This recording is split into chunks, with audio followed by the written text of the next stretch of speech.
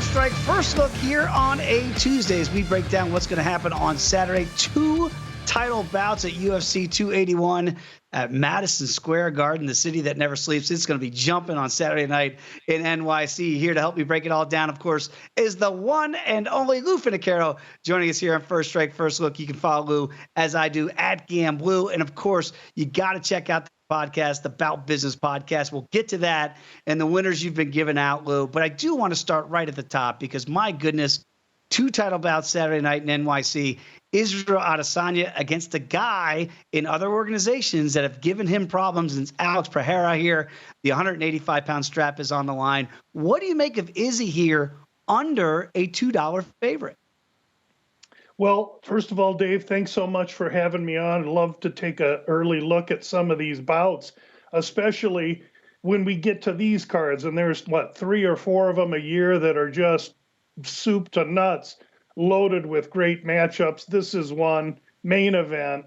And yes, Alex Pereira has faced in Israel Adesanya a fighter twice in the realm of kickboxing where they both began. Now, in the kickboxing world, Adesanya is accomplished, but Alex Pereira is world-class pedigreed. There's a different in caliber in those guys fighting back in 2016 and 17 in that capacity. Clearly, Pereira won the first fight via very close decision, was a coin flip. And the second fight, arguably Adesanya was looking much better in the fight until Pereira landed that big left. And he has a left hand that if he hits the Empire State Building, the building's going to come crumbling down. So the power of Pereira really, I think, is up against Adesanya. But really, that is what is being used to sell this fight.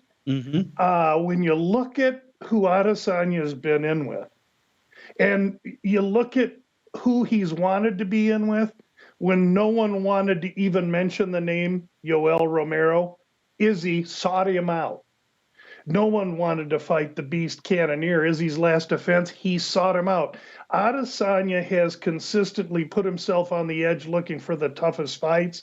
He's fought Vettori twice. He's fought Whitaker twice. He's fought the who's who of the division and steps in with that pedigree against a guy who's had 3 UFC fights and I don't believe is well-rounded enough yet in his UFC development to really be at this kind of par with Adesanya. However, we're making him out to be this boogeyman. And what has Adesanya done? He has sought him out. It's a great point, Lou. And again, the last fight against Strickland for Pereira, Strickland came in hands down. You don't do that against a guy like Alex Pereira. And Izzy knows that. He knows the power. I look at the total rounds here, and this is what intrigues me. 4.5 is the total right now. Minus $1.35. So to your point, Lou, because Izzy has this experience in these championship rounds, I guess the thought out here in Las Vegas is if he's going to beat Pereira, he's going to keep him on the end of his punches. He's going to make Alex chase him around the octagon at Madison Square Garden and see if he can catch him. Is that the game plan you think that Izzy's going to employ here? I think that's the logical game plan, but I don't think that's going to be the result. These, again, this is 4-ounce gloves. Izzy is a different character. His movement, his feet, his evasion, the artistry by which he operates, I think is such that you're looking at a fight that isn't going to be close. And we're going to come out of this fight saying, how come this guy was only minus 190 or minus 200? And so to get back to your original question about the total, Dave, I think it quite possible and more likely probable that Adesanya finishes Pereira. Wow. Inside, certainly before that 4.5 rounds, a lot of time for Izzy to wear down Pereira potentially in this fight. Let's go to the other co-main event of this evening. Got a title bout at 115 pounds. Carla Esparza, the first champion ever in this division, back in that role here against Weili Zhang, a former champion. And it's amazing to look at this line move here. Yes, Carla Esparza is the champ after the controversial win against Rose Namajunas. She's a huge betting underdog in this one. All the money seems to be coming in on Weili. Is this the correct line move in your opinion? Well, in my opinion, Weili should absolutely be the favorite here. She spent her last training camp preparing for Rose at Fight Ready, which is really a grappling wrestling heavy gym. Now she's spent this camp in Phuket at Tiger Muay Thai refining striking. Weili is a beast. She's going to be the champ again. I don't think there's any doubt about it.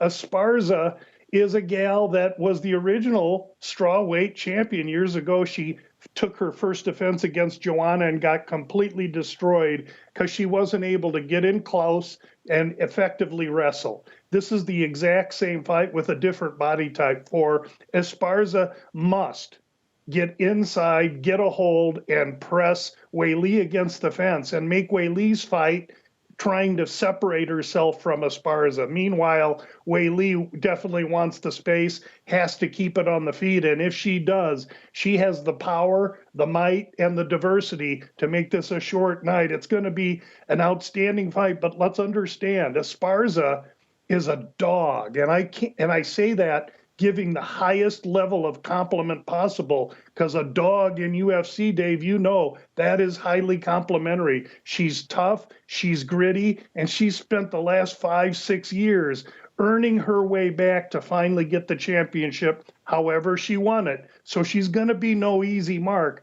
but I do see Weili as the reasonable favorite here. Maybe 360 isn't quite the way to go. You look at the props, Weili inside the distance, meaning winning in any form before the end of the fight, is a plus 100, plus 110 proposition. That's probably where I'm headed in this fight. Yeah, and Lou, I think, again, you talk about a dog in Carla Esparza. Yes, she's a betting underdog, but she is a dog inside that octagon, meaning pit bull. She's going to try to figure out a way to get this fight down to the ground. That's what she wants to do. That's where she operates. She does not want to give Weili Zhang a lot of space. I look at the total, juice slightly to the under 4.5 rounds here, minus $1.20. The over right now, minus $1.10. It kind of feels like it could be correlated plays. If you like the champion and Esparza to pull off the upset and keep her crown, you probably think a 5-round decision. And maybe if you like Weili Zhang, you think the under could be in play here, Lou? Boy, I read you loud and clear on that thought pattern, Dave. That's exactly how I see it, and I think that's how the market will take it as well. Yeah, exactly. That's the way we kind of anticipate if you're looking for the pathways to victories for each one of those ladies at 115 pounds. You mentioned it off the top, Lou. When you get a UFC 281, a pay-per-view card like this, you're going to have some more exciting fights that are non-title bouts on a deep card like this. Look no further than the diamond here against Michael Chandler and Dustin Poirier here. And I look at the number here, and this is interesting to me, that the diamond is over a $2 betting favorite against Michael Chandler here. This should be one of those don't blink fights. I don't know exactly what we're going to see, if it goes all 3 rounds or somebody goes out quickly. What do you make of the diamond, the former champ, being the big favorite here at minus 210? I think he's earned the position. He's been vocal about the fact that Chandler stepped into the UFC and got top 7 fights immediately, and I think his criticism of that is justified, and it hasn't sat well with Chandler. Now they're going to settle it up. As far as Mike Chandler is concerned, the blueprint for him is out. You got to make him work and struggle for the first round and a half while playing defense, because at the first 7.5 minutes of a fight, Chandler is quick, explosive, powerful, deadly.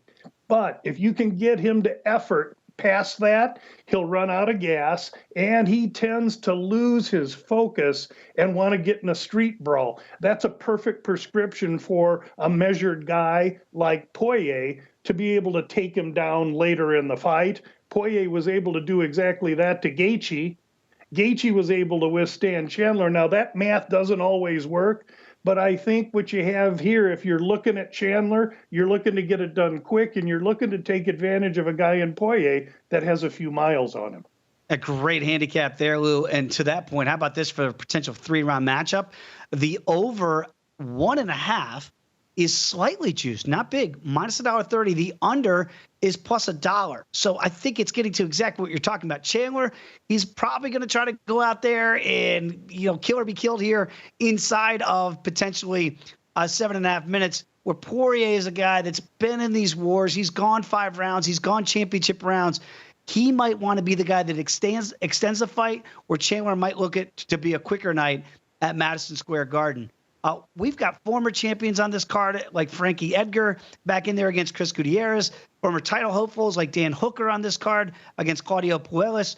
You've got Brad Riddell against Renato Moicano. I mean, there are just Dominic Reyes back on this card against Ryan Spann. Are there any other fights that you identify on a Tuesday that you really think we might get some value before those lines change as we get closer to fight day? Dave, for crying out loud, I think I'm at the South Point buffet and I can't decide of all the different delicious menu items that I'm going to try and partake in. I will say this. The About Business podcast released Puelles plus 145 a week or two ago. I like his position. And let me just set this one up for you. Frankie Edgar, a goodbye fight, Toms River, New Jersey, fighting in Madison Square Garden. The kid he's fighting stepping way up. It's a lifetime opportunity for Gutierrez.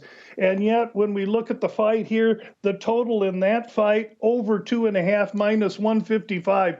If this is a very close, tightly contested decision, I don't know how Gutierrez is going to win.